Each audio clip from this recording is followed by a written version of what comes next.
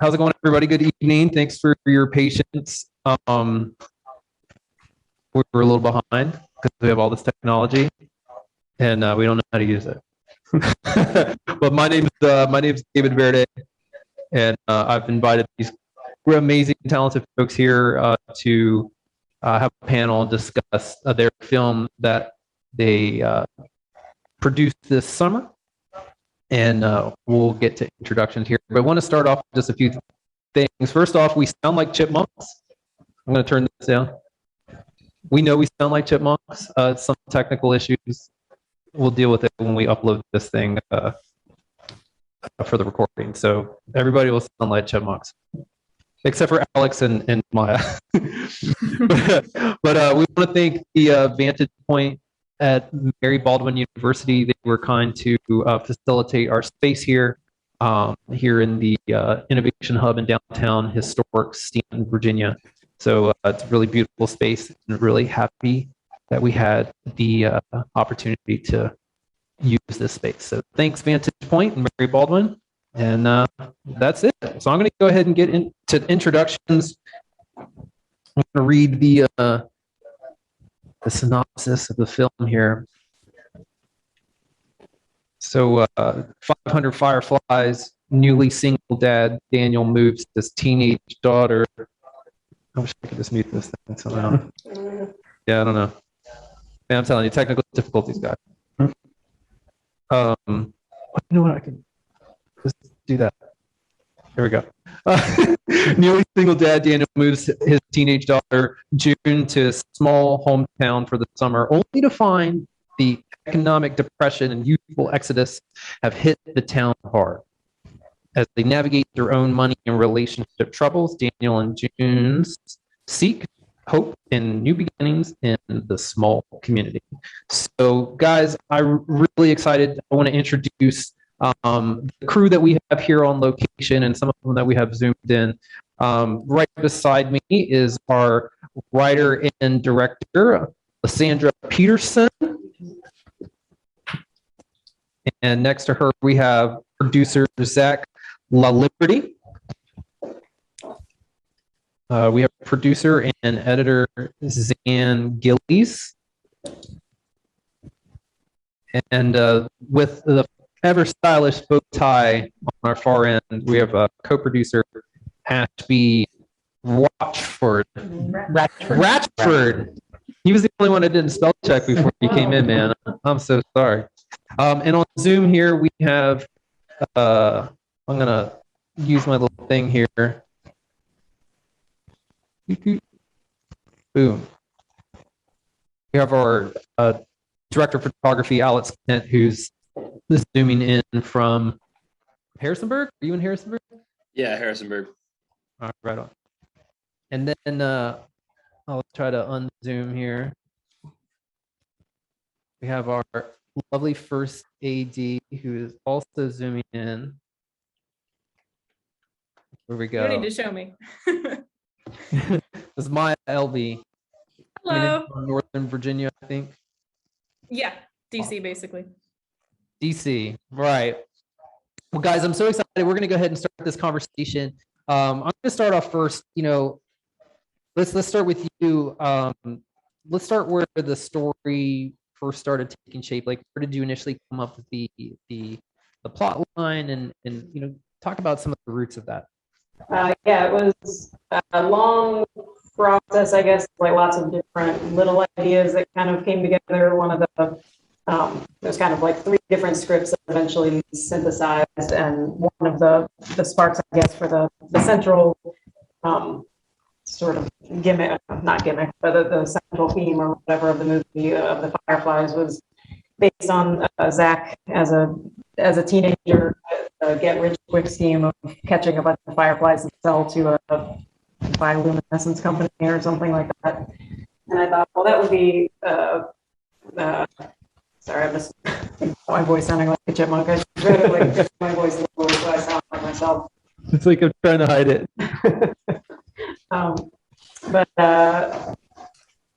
So yeah, it was. I thought, well, that's a great image of catching a whole like gallons full of fireflies, and what if it were a small town that needed this, to survive economically. So that was kind of the central notion of it. And then I pulled in another script I was working on about two teenagers in a small southern town that have this kind of like, coming of age experience together. And then just lots of other characters and stuff that we had worked on over the years. But that was kind of the process, I guess. You guys grew up in this area. My phone. Sorry. You guys grew up in this area, right? Yes. And so there's a lot of things that you guys probably relate to. That you grew up here, but then moved to Los Angeles.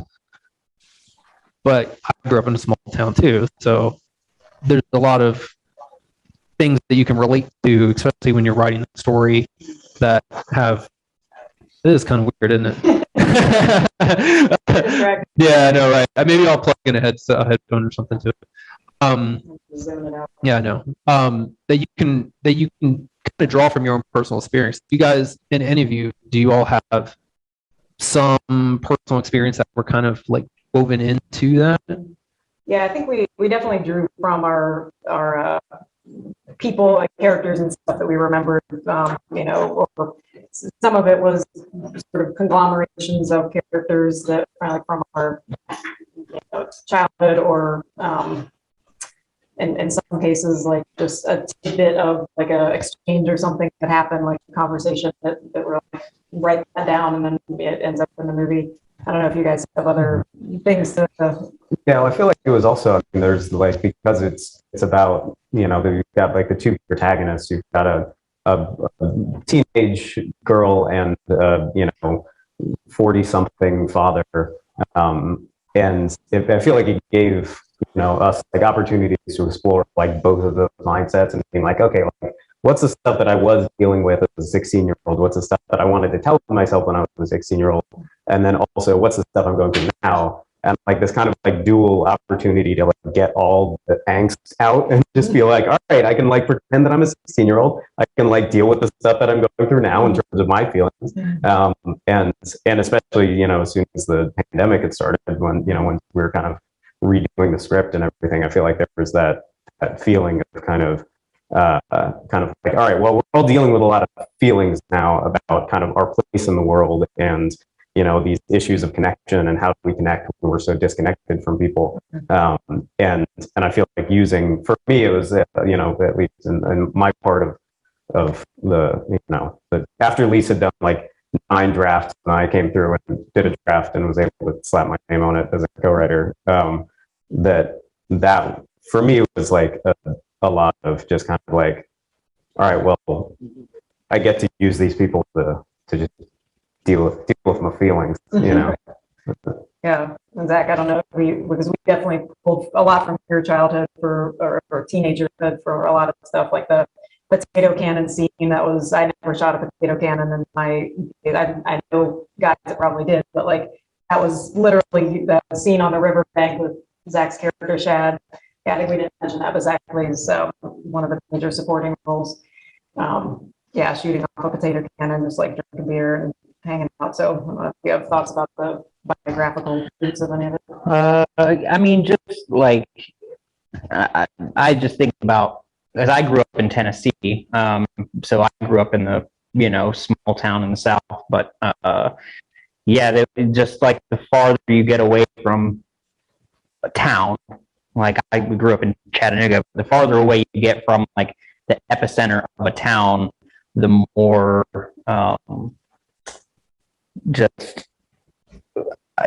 it feels like there's more common experiences. Like I don't know. It's just a strange thing. People do weird stuff out in the country to entertain themselves. Especially before the internet. Well, I think, yeah, exactly. And I think we all have a sort of soft spot for that sort of Southern character, that we all remember fondly from our childhoods. And it's set in the mid-90s, so you've got the nostalgia about the pre-internet days, when, even though it really wasn't this way, but in retrospect, it feels like, things were more real and more like down to earth and more connected. It's kind of a nostalgia fallacy, but. Would you say Oh man, I think I just completely forgot my train of thought. No. I was going to say though that there's a lot of relatability with that, especially like Southern rural experience that a lot of people have in some shape or form, especially if they live in the, like as you were saying, the town outside. But I think there's always a maybe kind of like that underdog element to the rural experience that it's always kind of coming out when you watch people. Yeah, And- well, I think, yeah, Hollywood definitely has like a fondness for sentimental stories about like the heartland or small towns or whatever. So I wanted to kind of steer clear of the sentimentality of it, but also embrace like movies like Waking Ned Divine or like Saving Grace. I feel like was another Doc Hollywood. Doc Hollywood Yeah. was like that. That was kind of the biggest Hollywood type of movie, I guess. Yeah. They were all 90s movies, we realized. They were, There's this yeah, whole yeah. genre of movies in the mid 90s about small towns and quirky people and, Yeah, and all I that just love stuff. them. Yeah. And then they stopped making them. So Right. So now it's time. Yeah. Bring them back. There was a lot of, I mean, you guys meant it. There was a lot of drama, if you will. You know, you're talking about, you know, a young family experience, kind of this hardship, you know, this drastic change, and you're sort of going through the feels with them. But it's still a comedy, right? It was. Yeah, it's meant to be. I think we kind of specialize in the comedy drama type of the vibe because that's what life is like. You know, there's a lot of humor and fun moments and quirkiness in everyday life, and then there's, you know, it's hard. It's a hard thing to be alive and to make choices, and you know, both Daniel and June and a lot of the other characters really in the film are all at points in their lives where they're having to make choices and navigate relationships, and so yeah, that stuff is always hard. You know, it's on some level. But. Well, I mean, you said like Doc Hollywood. Like I'd have to go back and look, but like Doc Hollywood is a straight comedy. Like I mean, but it's kind of sentimental too. Yeah, but if you look at the trailer for it, it's Michael J. Fox getting into shenanigans. Yeah. Whereas if you look at the trailer that I think we're going to see at some point tonight, it's very geared towards being sentimental. Like the trailer has a very like, oh, this is a drama with some heart in it, like with some there's like light moments in it, but definitely like it definitely leans. The trailer leans much more into like that's true. Yeah, well, because the setup for all of those movies are very quirky, and then they get into the sentiment. Like, you know, Saving Grace is like, what if there was an old lady who started growing weed? And then it's like, you know, like Waking Ned Divine is like, what if a guy died and you had to pretend he wasn't or whatever. And like, and like Northern Exposure and Doc Hollywood is like the quirky, like big town guy, fish out of water thing. Whereas like this one, the premise is they're going through a divorce, which is fun. It's like we started with the sad part and then we build to the fun part versus the other way around. So yeah, I never thought about that one. Do you have a thought, Ashby? No, this just thinking about it, and the trailer really speaks to the core of the film, and it's not a fun summer for these characters that are coming back to their small town. It's quite a struggle, you know, financially and emotionally. Along this journey, they find that heart and those light moments, and well written. You know, I think I received a script mid or late draft range, and it was quite striking. So congratulations. And Alex read the script. Our DP, he read the script. It was like 5 or 6 drafts ago or something. There was a whole other. Yeah. Well, the ex-wife used to be a big character, and Alex at some point. Alex and me. Yeah, that's true. But yeah, Alex was just like, every time this character shows up, I'm like, get out of this movie. This movie is not about you. And her name was also Karen for a while. So Alex was actually the one that informed me that Karen is like a thing. So thank you, Alex. That was a good note overall. Yeah. I'm glad Karen's not back in the movie, so. Right. Yes.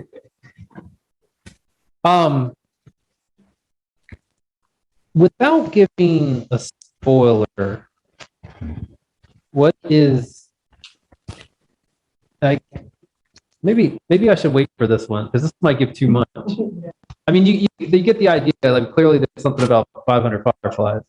So, what? Without giving us a complete spoiler, maybe without even giving a spoiler to the trailer, like what's the idea?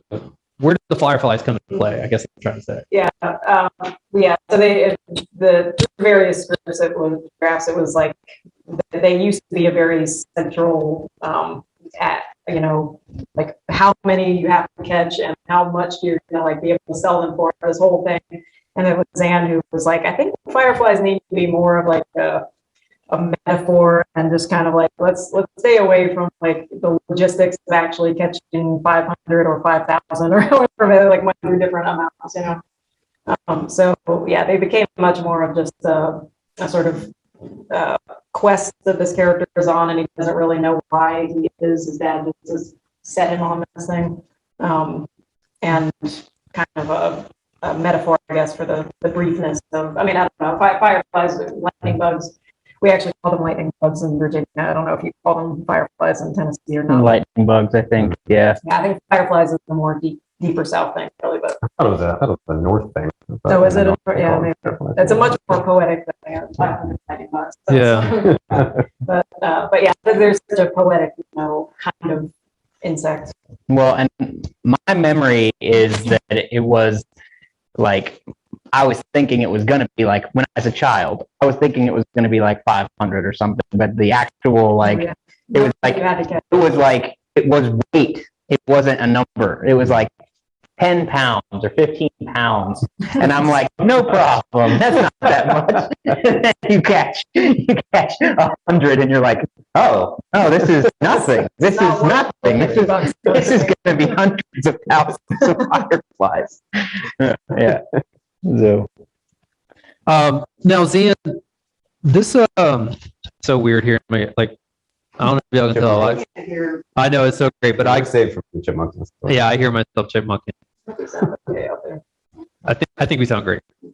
Now, you co-wrote the script.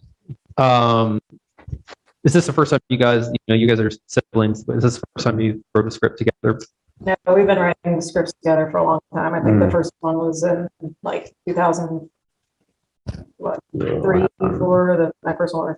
Oh, yeah, my first, that would have been, yeah. It was in the early 2000s. It was in the Yeah, AIM 2005. Yeah. Yeah. Yeah. Was that the first one? I guess, I yeah. don't We know. made movies when we were Yeah. little, but like we would just had a camera and Mhm. yeah, we didn't script them. Yeah. But is this the first one that we've written that we've actually made that we Yeah, worked because together? I guess I tried wrote a to couple of shoot- things for Book Canyon, but not like Yeah. a lot. Yeah. But like, Well, because we tried to shoot that movie back in 2005, Right, yeah, we and didn't know then what we were failed doing. horribly. yeah, So that we was- were children. yeah. We didn't know. Yeah. So yeah, this is probably the first one that we've Mhm. written that's actually made it all the way through all the stages, Into production, not just yeah. the draft. Mhm. But yeah, we've collaborated a lot, and the three of us. And Zach was also instrumental in the feedback process. Mhm. So we were in a writers group in LA together. Monday Night Writers Group, if anybody's watching. And that was very valuable as far as learning how to write and how to listen to feedback and not sort of get stuck on your idea and being precious about things. It's wise. Mhm. Yeah, kind That's of hard. working through it and not being in a hurry. Yeah. Yeah. Yeah. Yeah, it was like a 6-year process. So although if COVID hadn't happened and we had tried to shoot this when we thought we were going to shoot it, it would have been a totally different movie. And it was much better, I think, for the weight and like Zan. Was it when was it that you actually came in? And it was like in the spring, I think. It was, yeah. I think it was post-COVID. Yeah, I think it was after we pushed it a year. It and was, then we but were it was like, not long before Yeah. we started shooting, and we had already done the schedules Right. and everything. Yeah. And Zan was like, "What? I have an idea. Can I just rework the whole script a little bit?" And I was like, "Sure." So, he made yeah, it you're much not better. excited about it. Well, I was like, sure. If you have an idea, I want to like see what you do, and it was much better. You streamlined a lot of things and took the dad out. Like the dad used to show up earlier in the film, and then we pushed that a little bit Oh, later. that's right. Yeah. Uh-huh. He used to show up at the town hall scene, and then you made him like a recluse, which Right. was way better for his character. You know, so sometimes it just takes a while to be able to see his story. Yeah, well, it is weird because there are things that there were so many things that we'd been struggling with in the earlier ones that or in the earlier drafts where it was like, okay, well, how do we fit, Naomi, the ex-wife, how do we fit her into the movie, and how do we when should she come back, and all that stuff, and then as soon as we took a little bit of time away from it and then looked back, we were like, oh, but she doesn't need to be there. Yeah. That as soon as you take her out, you're like, oh, everything makes sense now, and it suddenly shifts the focus back to the main characters, and you're like, oh, well, that's why we were having so much trouble getting it in there, because it shouldn't be there. Right. Yeah.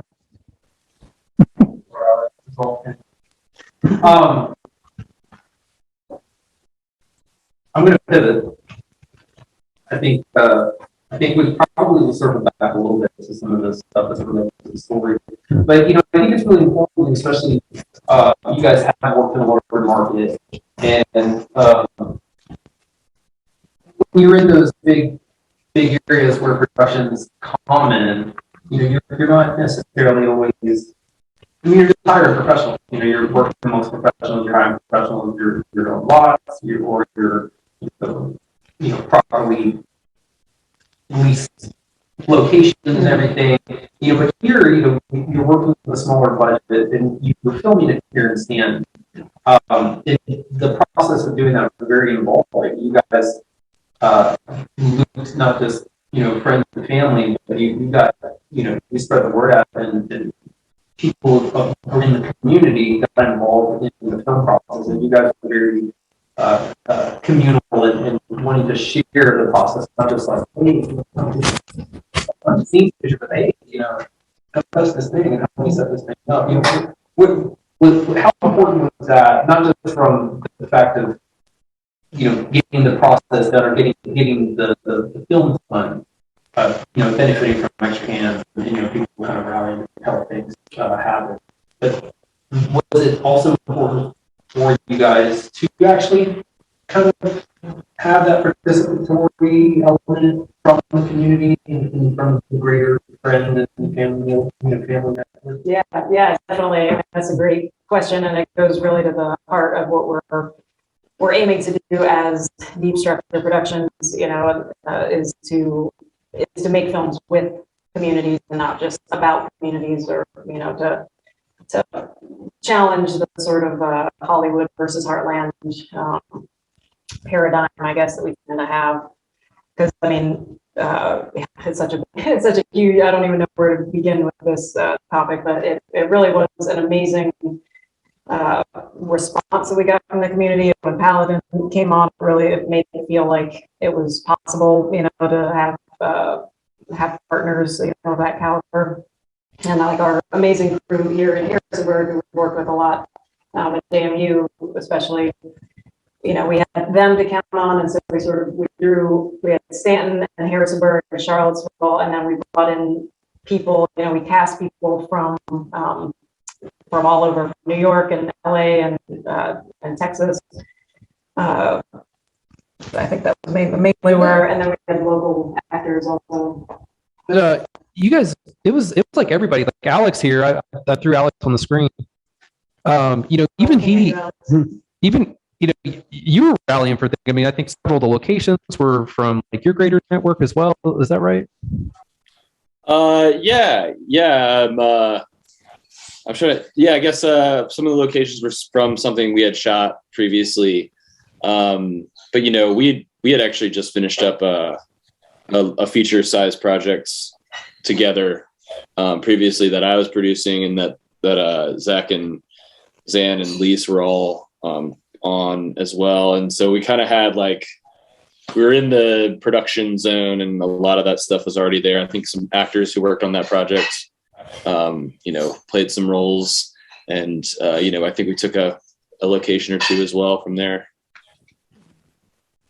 Yeah, that's right. Honor came down from DC, so we did have some actors, and Maya from DC, obviously. So we pulled people from everywhere, but we also were very integral, in the community here, and the main two locations were on Liberty Street in Canton and Sears Hill, and like, you know, we really just had to, two houses were right next to each other. It was like we just had to take over that street basically, and we didn't want to make the other residents feel like we were taking over. We wanted to make them feel. But we knew everybody's name on the We street. got to know everybody, yeah. And I mean, early on, like we had said, as Deep Structure, when we moved to like our home base here, we had said that we wanted to change the way that filmmaking kind of existed, and we wanted to have it be a community thing. And this was awesome. Like Paladin jumped on as they read the script, and they like, God, this is a dated term, but you know, they got out their Rolodex and they went through like, these are the people that we know that you know we can reach out to, and those people ended up jumping on board. And JMU, like they all the people, all the crew that we had worked with previously on the previous feature. First. Yeah, first in Harrisonburg, you know, they all shared their resources and their knowledge and their, you know, willingness to just go above and beyond. Everybody did. The community did. All of our crew did, and it's just not something that would have happened any other way. I mean, you wouldn't be able to do this, I don't think, in the same way in Los Angeles or New York. Not for this budget. I mean, if you got to have millions of dollars and that kind of those kinds of just connections. it's those places. One are just expensive to live in, so to have people work for you know, beneath their normal rate, and still be able to put food on their plate and afford rent and stuff because they believe in a project, is not something that's sustainable over however 20 days or whatever. You can shoot something like this in 8 or something, you know, but that's as much time as people are going to be able to kind of, you know. Mm-hmm. Yeah, to do it on a semi sort of professional basis. I mean, we made our company's second feature, which was my first my directorial debut, which was called Bell Canyon. We made that in Los Angeles, and it's funny. I was thinking, like, you would think that making a film in LA, we had like less money for that one, would seem like more stressful, more high profile, more stressful or something. But this being this visible in a smaller community, you know, and one where I'm really invested because I'm living here and I'm going to spend, you know, hopefully the rest of my life here. It was like felt much more in some way vulnerable than it did to make the movie in LA, where we were just like a bunch of kids, you know, and we didn't really pay anybody anything for that movie, and they somehow like scraped by like a bunch of college kids basically making our movie. But yeah, but we want to foster a real film economy, a real industry that is professional and that people can feed their families and themselves and not, you know. Well, because like today we were on our way to a different shoot for a different project, and Zan, we were all our gear loaded up, and Zan put his blinker on and then checked his mirror and then started to get over, and there was a car in his blind spot that honked at him. And I'm like, we have Deep Structure Productions written on the side of the car. That person's going to know who we are. Spray marketing and advertising. Yeah, that's true. Yeah, got their attention. Yeah. So sorry, whoever you were out there. Wasn't intentional. You guys were talking a lot about a crew and kind of how we did it. I'd like to ask Maya a question. You know, you have experience your first AD before, but this was your first experience ADing on a feature. I'm not thinking up here. Like, That's correct.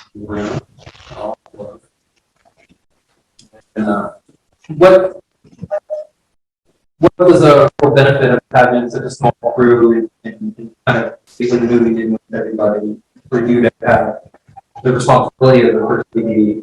You know, was that beneficial to you to kind of like really not feel like you were maybe alone, or maybe it was even easier for you to sit about that first? You know, what was that experience for you? I mean, you tell me. Okay. Okay, I think I heard most of the question. Sorry, audio was a bit choppy, but what was the benefit of having a small crew?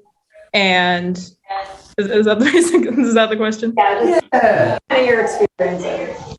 Yeah. Okay. You basically moved in. I mean, you moved down here to make that. Yeah, no. So yeah, I lived down in Staunton for a month, which was very helpful because commuting there would not have been feasible. Yeah, I think having a very small and very tight knit and friendly crew is really what made this movie possible at the end of the day. Everyone was relying on each other. It was one of those sets where kind of everyone knows a little bit about everything. Everyone is helping everyone else with everything. That's something you don't really see on bigger, like especially union sets. People kind of get like protective about their stuff and their department. But yeah, it was everyone was helping out everyone all the time. Like they were saying, like Alex got us some key locations. Like movie definitely would not been able to help to happen without what's it called? Weir's Cave, Wires Cave. That was a very important thing. Yeah, Weir's Cave. And then yeah, there was a lot of overlap. You know, Zan and Zach were both producers, but they were helping out on the grip side, on the camera side, occasionally on the sound side. That was really funny. And yeah, just countless examples of everybody helping out everybody else. And that made my job as an AD so much easier because like I didn't have to yell at people to do their jobs all the time. People were very on it for the most part, and they believe in the project. They're very passionate about doing their jobs and doing their jobs well. So that was kind of a dream situation for me as an AD. Yeah. Also, the Maya is selling yourself short here because, like, yeah, everybody was doing, you know, helping out and stuff like that. But like Maya went above and beyond in like every single department. Like it was like she was the reason that like days happened, you know, because she would actually be working behind the scenes and being like, okay, yeah, all these people have this thing. It was yeah, that's the other thing. Yeah, it's like getting people who are willing to, you know, like help out, but also like. It helps a lot to have people who actually want to make it happen and can do that, which Maya was, you know. Yeah, I mean, sometimes, yeah, you need to communicate the urgency. Like if I'm super stressed and I'm like, okay, I'm just going to start hanging this extension cord and plugging it in and stuff. People are like, oh, if she's working on grip, then we're definitely behind because she's the AD, so we have to go. Yeah, I think you're right. I mean, I day played a couple times, like the swings, and Maya ran a tight ship. We were not Thank on. you very much. No. Yeah. We were, I mean, these were 10-hour days, right? Yeah, there was a few 12, very few 12. But even after that 10 or 12-hour day, Maya still had work to do to prepare the next day. And her energy was boundless. Fantastic. Yeah. I mean, Lise did a ton of that stuff. Lise basically scheduled out the entire shoot in advance. You know, like you had all the days and which scenes we were going to shoot on which day. And basically all I had to do was like put times to those scenes and add, you know, like set up and breakdown and lunch and stuff like that. But yeah, Lise made my job a whole lot easier in pre-production. I didn't have to schedule it from scratch. I set it up for you. Well, to be fair, though, we initially had talked because we didn't have a proper budget. So we were like, well, we can just find somebody like somebody who's never done anything before, and we can just like teach them, train them. Yeah, fingers crossed. And then Zan was like, no, Maya is like really excited about this. And my response was like, does she know how much money we have and what she's getting into? And Zan was like, no, yeah, I think she's a good idea, and I think she's excited about it. And I was like, I don't know what you're talking about, man, but okay. Well, yeah, it was just, as soon as like I talked to Maya about it and you know, yeah, and she was like interested in it, and I was like, you guys like if we can get Maya, like we need to get Maya. Like Maya we can't get for us. Like this is like, yeah. So thank you, Maya.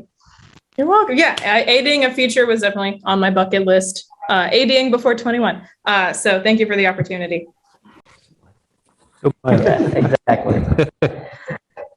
Well, I think while we're patching in our remote crew,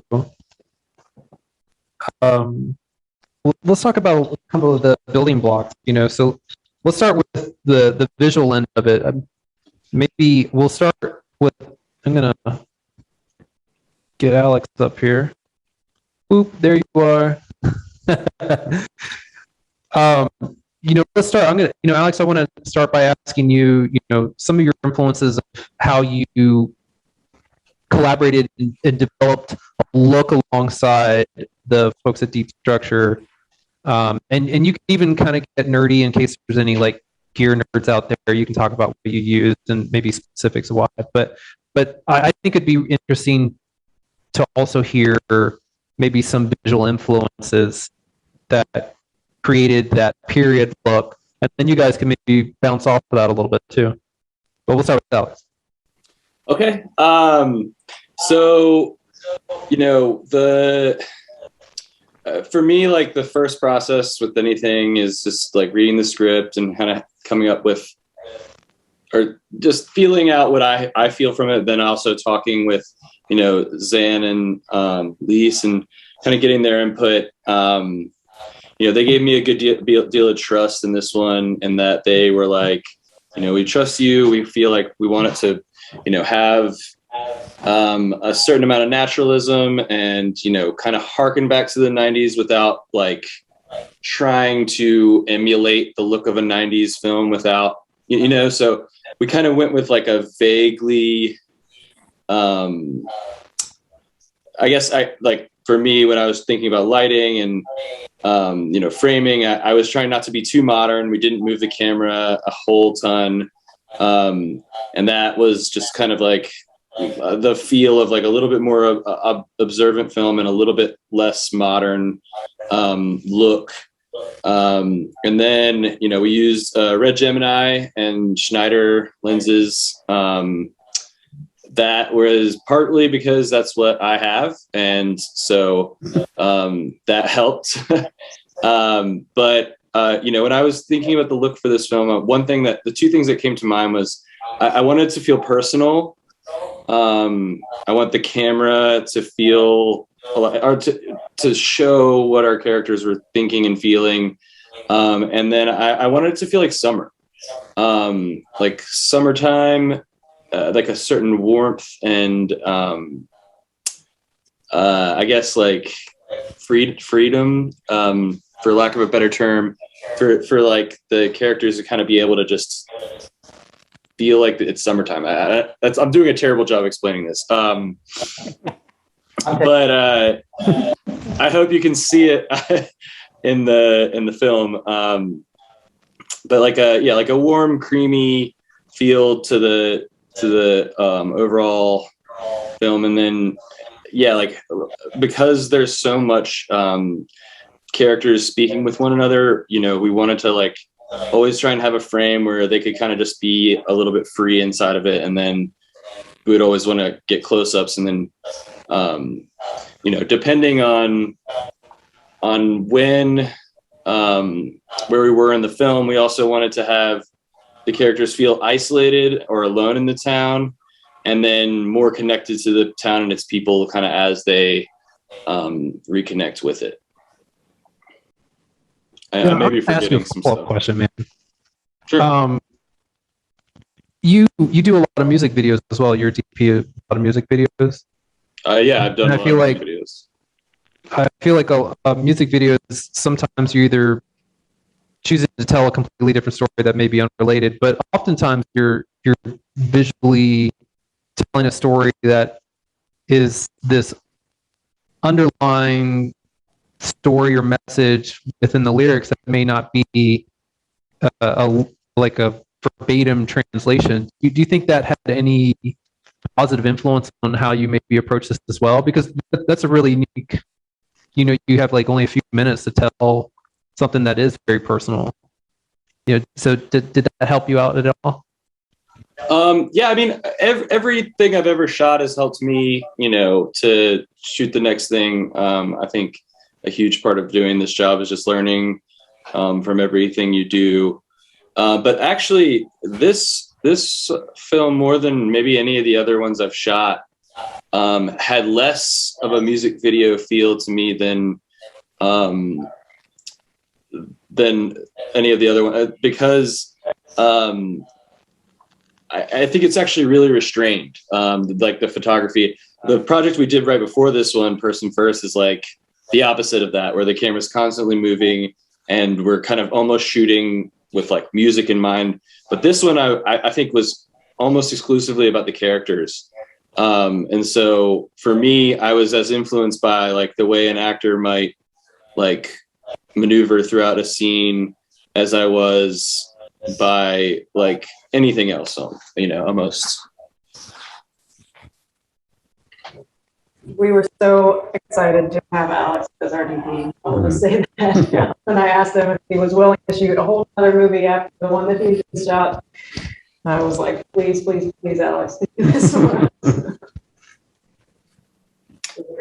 I felt lucky to do it. I was so, I'm so pleased with what we shot, and to have such a good script and such a good cast as well.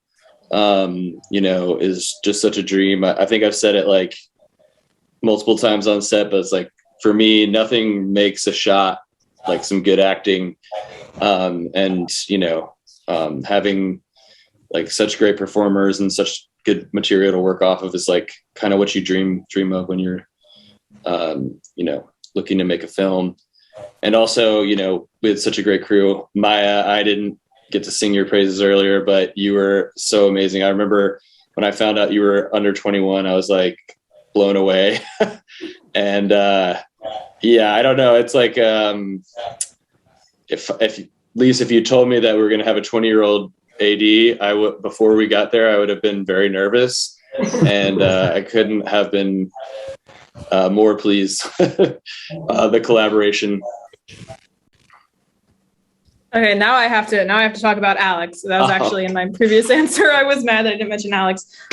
Sorry, David, this wasn't part of your question, but Alex was an absolutely incredible DP to work with. I've so many times on set, I just end up fighting with the DP constantly. Like it becomes, DP versus AD. I feel like that's an issue on a lot of sets, but Alex was so accommodating and always very schedule oriented and willing to work with me instead of against me. And also while making all the shots look beautiful and while getting the best coverage possible, but also like minimizing it into the least amount of shots possible. It was just hit the perfect balance every time. And I was very, very, oh my God, I couldn't have done this movie, I don't think, if Alex wasn't the DP.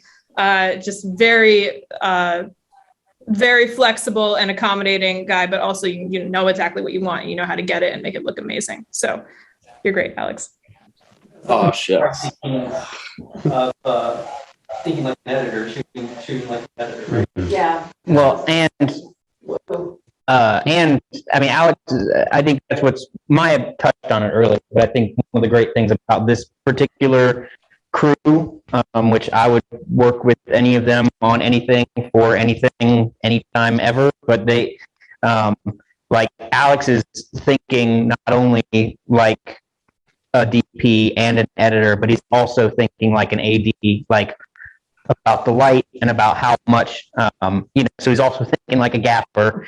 And he's thinking, how is there a way I can minimize the, without losing integrity? Is there a way I can get this in a oneer? That was both of their favorites. Yeah. I don't think there were enough winners in the movie, Yeah, right. but Well, yeah, I he feel did like them where he could. the thing that was incredible about the crew was the fact that it was so many people who had worked in all these different departments. So everybody had the ability to do all of the departments, but also was in the department that they were absolutely killer at. It was this amazing mixture where it was like, okay, everybody's looking out for each other, but also they're doing their job in an incredible way, and that's very rare, I feel like. Just cruising through the Zoom list here. Well, we talked a lot about the technical stuff. We've talked a lot about how the story came together.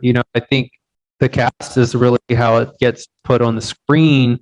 My background, it comes, I'm unscripted. I work on documentaries, so I don't have actors. I don't, it's not a thing. Like,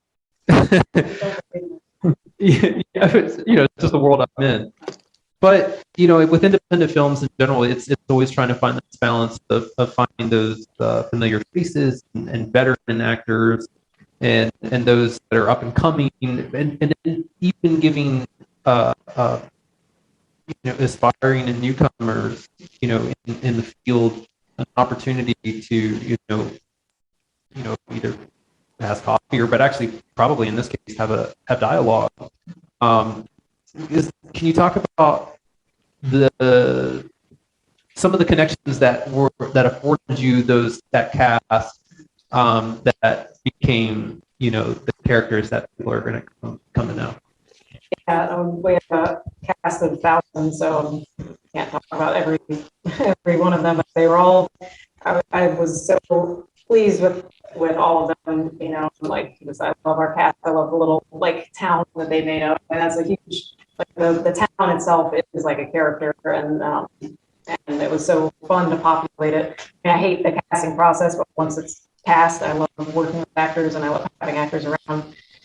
So yeah, I originally had actually written that as part of the sort of development of the story in the first place, was that I had written it for two actors who were going to be a father and a daughter. So Brett Cooper, who plays June, is in the movie. The other one was my friend Hal Sparks, who was not able to do the movie, but then we cast Brian based on Tim and Brent, right? Yeah. Timmy stuff.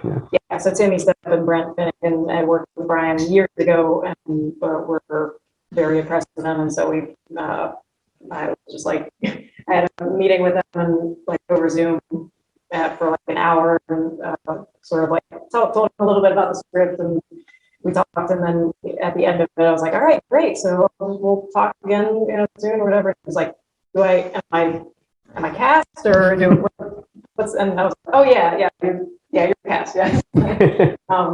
Because I hate the audition process of saying yes or no to people. So well, that's not why you cast Brian. No, that's not why I cast. No, I cast him because you're great. Yeah. I cast him because he was the first person I talked to, and I was like, I hate this. No, I guess I should preface that with I watched his reels, and obviously Tim was just he's a great actor, and I could see something that would be versatile and look like could be Brett's dad. And Brett is also there's an amazing actor that we've known since she was 9 or something, right?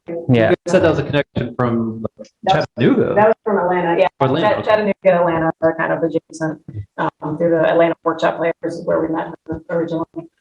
So that was kind of what we sort of built the rest of the cast around, and then we were fortunate. I don't remember the exact order in which we cast everybody, but we had Clancy Brown, who's a friend of a friend of ours who we know slightly from The Mandalorian and all the other stuff. He's famous for a lot of stuff, but we had him tentatively cast as Barney pre-COVID, and then through him we were able to cast Richard. Really, I feel like it was Matt Lucas that got us connected with Richard, but Richard, able to say that Clancy was on. Right, yeah, helped, yeah, Richard, who's also here right now. Hi, Richard.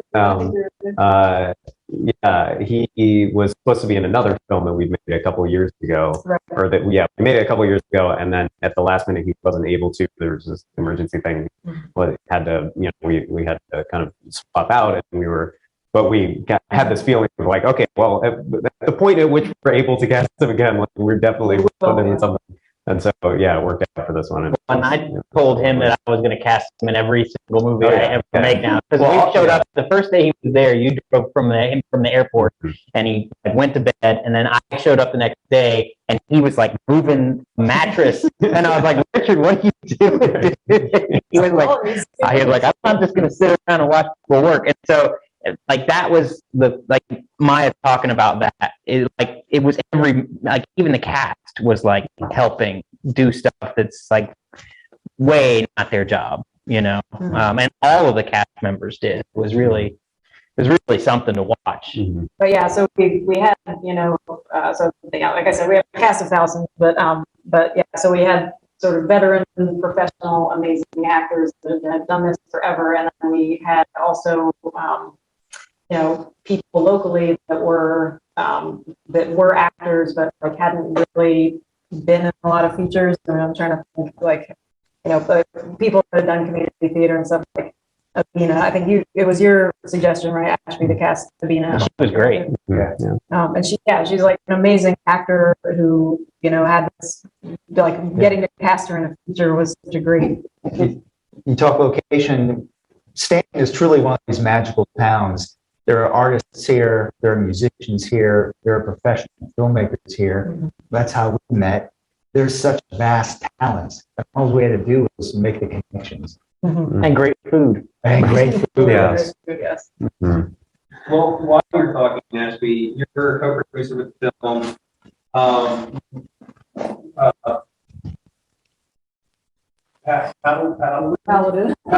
Yeah, this It gets more complicated, yeah. There's Paladin Media Group, which Paladin is Media Group, yeah. commercial documentary side, and then there's the Paladin Pictures, which is the feature and creative side of our company. So you already knew them prior to this project, but is there, was there a step in the when you presented with this, and what really kind of drew you, other than proximity, what drew you to the story and want to part of So it was, Lee shared a script with me early on, and I was really hoping that it was that first year of COVID, May. I think that was the slate of production. It was to start in May. Filmmaking, no matter when you do it, it's hot, dirty work. So I'm, sooner is better than later. But COVID did allow, as Lee said, allowed them all to have time to really refine the script. So when next year happened, I just reached out again and said, because I knew that the wheels were turning. The wheels were always turning to execute this project. And so I find myself head of production. So I was able to say, what can we do to help you out? And it was making connections, getting crew, connecting actors, locations, and highly experienced people. Grip truck. Yeah. And the grip truck. Grip truck was a lot. We have a beautiful grip truck. Big grip. We brought in Sam Miles. Yeah, Sam Miles, yeah, again. made everything. It was just one of these perfect moments where you've got great talent, emerging talent, and people that were interested in helping out. And then so like from a professional, it was very rewarding to work on this project, but we were also working and loving friends and neighbors. And that was the spark.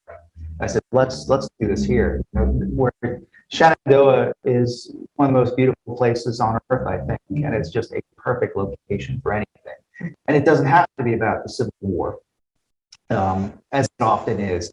There's these beautiful towns, and then these beautiful towns that Zach and Lise and Zan and Deep Structure created.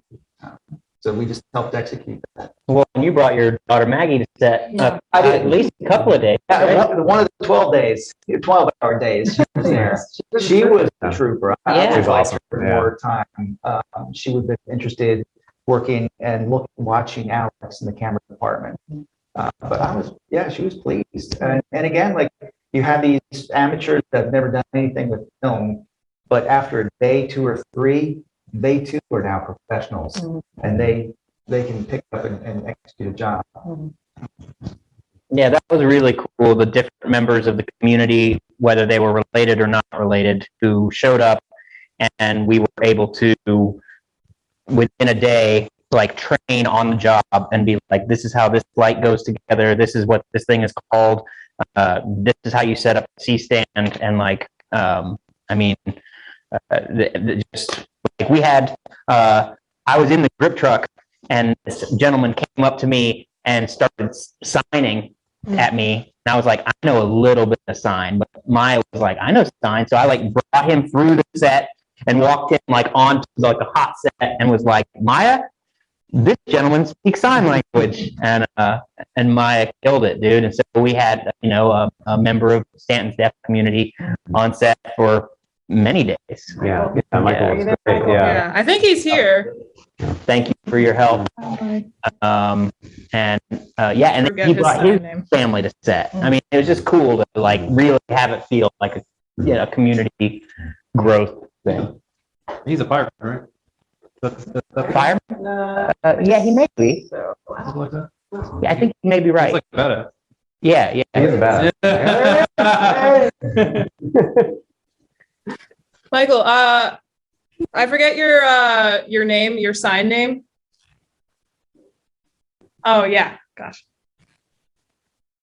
Oh, yeah. He killed it.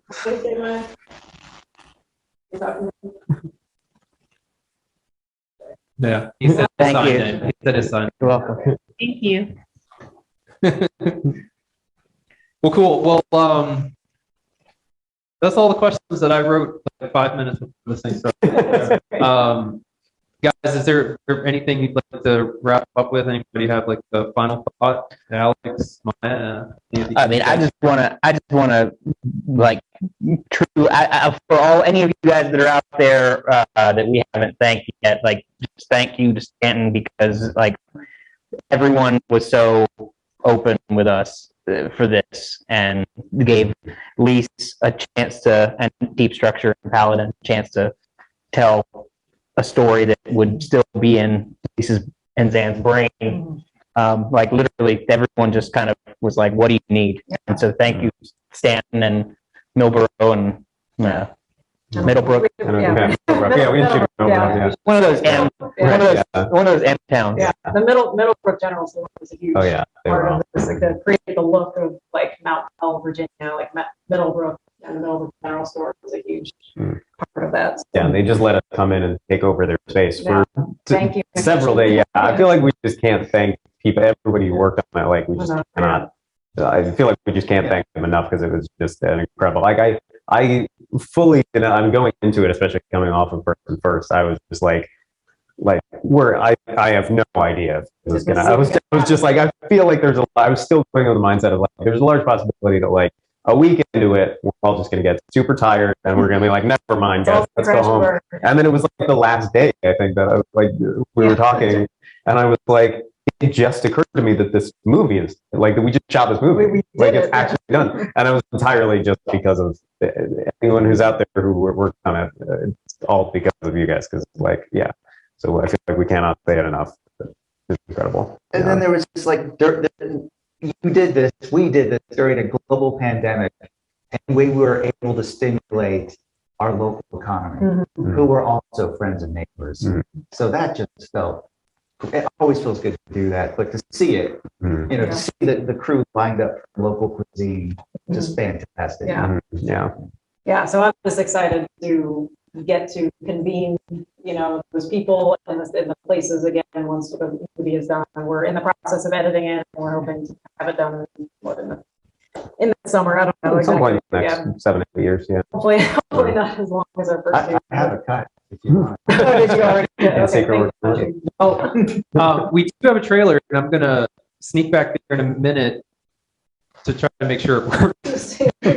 I'm telling you, we were late because of tech issues. But I do want to open the floor. If anybody wants to ask a question, raise your hand. Our amazing behind the scenes Or put it in the chat. boss, Lady Rylan. Yeah, Rylan, who also worked on the film. Yeah, everybody here is worked on the film except me. I slept. No, what are you talking about? But I think Rylan won the contest for like most departments that she was in over the course of the shoot days.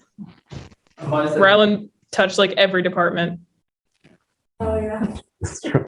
That's true. Yeah. Well, yeah. So if anybody wants to ask a question to the crew or anyone specific or about anything related to the film, you raise your hand and we'll send you a request to unlock it. It's like, I think, a question just came in about the length of shoot and the budget. We shot. So yeah, it was a 19-day shoot. We had 70,000. 70,000 for pre and production, Yeah, and now we need I post. went over that by only, I don't know, a few, Yeah.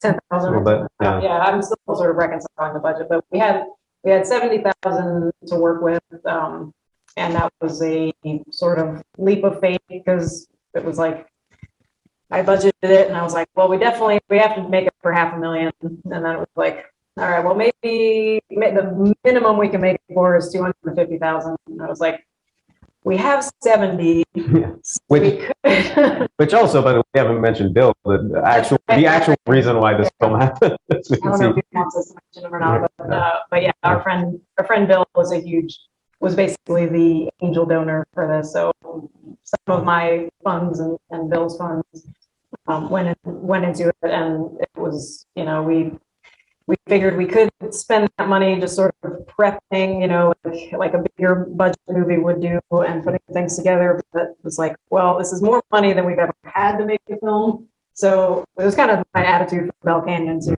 our first movie.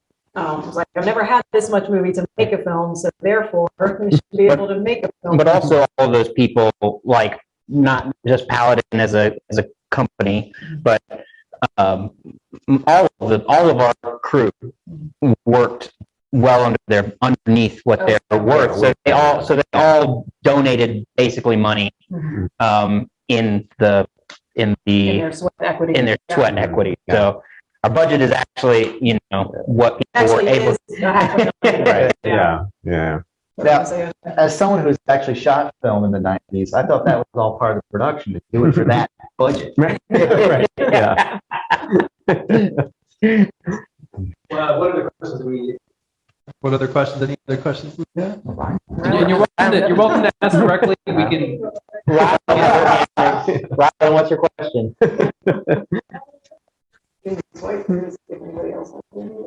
Oh, she can let us know. Oh, it's on the. I just think we were very succinct that we answered all the questions. We were just really good at it. Okay. No more questions. Most of these people work on the movies. That's yeah. Let's scroll They're just here for the trailer. Okay. All right. So I just want to thank everybody again for being here. Everybody for watching it. Thanks so much for listening to everyone. Hi, Devin. Sounding like chickmunks.